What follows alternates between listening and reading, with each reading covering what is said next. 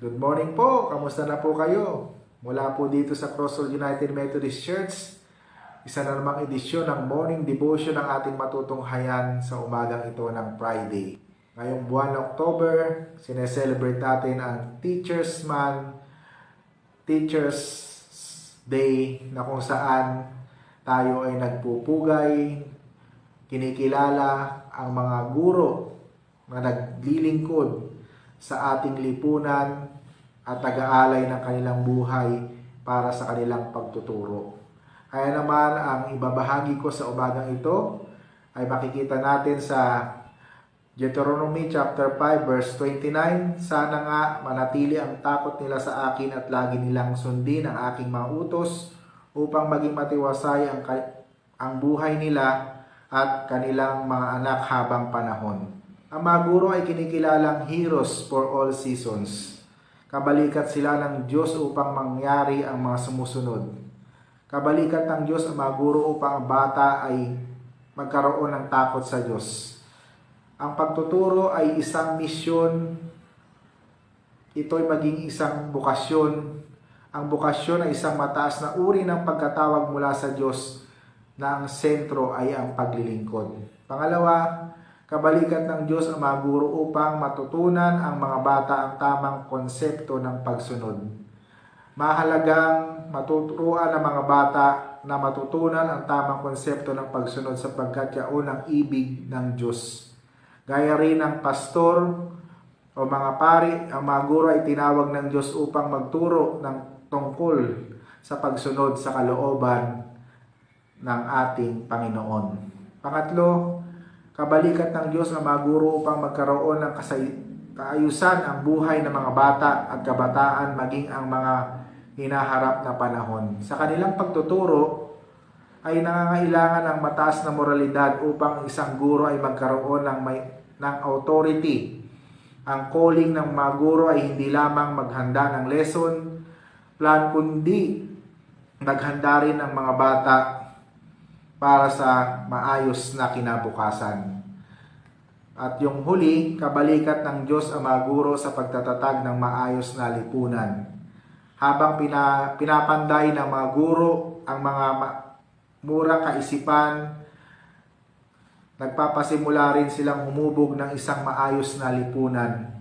Tinuturuan ang mga bata na magkaroon ng mga pangitayang hindi lamang sa pangsarili, kundi maging sa kinabukasan at pakinabang ng kanilang kapwa at ng lipunan kanilang ginagalawan. Kaya nga, salamat sa buhay ng mga guro na nagsisilbing gabay sa mga bata, sa mga kabataan upang ang mga bata ay maging tunay nga na pag-asa ng ating bayan.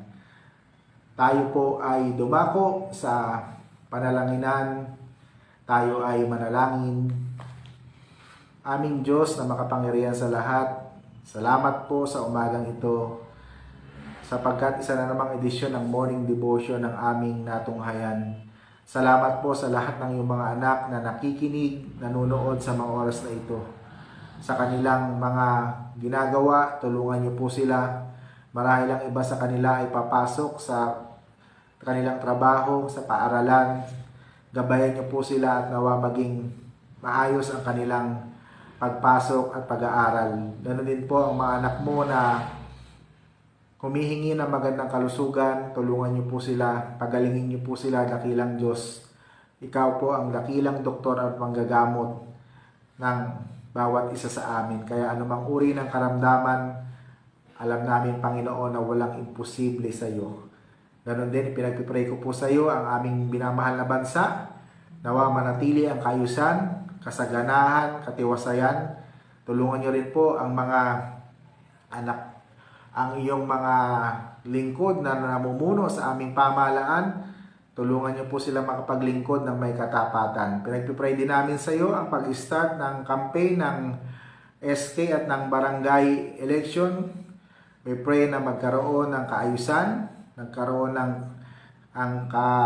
kalinisan, at nawa, Panginoon, ay ikaw ang pumili ng mamumuno sa aming mga barangayan at sa SK upang ang aming bansa ay patuloy na magkaroon ng buhay at ganap at kasiyasiya.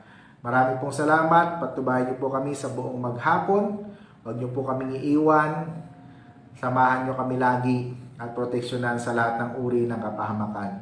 Pinagpipray din namin sa iyo ang mga kapatid namin sa ibayong dagat, malayo man sila. Samahan niyo rin po sila. I-bless niyo rin po ang kanilang pamilya na naiwan dito sa Pilipinas. At nawa at patuloy nilang maitaguyod ang kanilang pamilya at ikaw ang kanilang laging makasama sa kabila ng kanilang pagpupunyagi. Marami pong salamat, dakilang Diyos. Pinagpipray din namin sa iyo ang lahat ng mga guro na sineselebrate namin ngayong buwan ng October. Salamat po sa kanilang buhay. Pagpalain niyo po silang lahat. Ganon din po ang mga magulang na aming unang guro at ganon din po ang mga pastor, mga diakonesa na nagtuturo din ng salita ng Diyos. Ganun din po ang mga laiko na kasama rin namin nagtuturo ng salita ng Diyos. Binabalik po namin sa iyo ang pinakamataas at walang hanggang papuri at pasasalamat. Pagpalain niyo po ang lahat ng nanonood sa mga oras na ito. Sa pangalan ni Jesus, ito po ang aming dalangin. Amen. Ayan. Natapos na naman tayo sa isa namang edisyon ng morning devotion para sa umagang ito ng Friday. Napakabilis ng panahon. Kaya weekend na naman po at nawa patuloy tayong ingatan at samahan ng ating Panginoon. Lagi nating tatandaan na ang Diyos ay mabuti noon, ngayon at magpasawalang hanggan. Muli, ito po ang inyong lingkod, Pastor Moses, nagsasabing, God bless everyone. Paalam!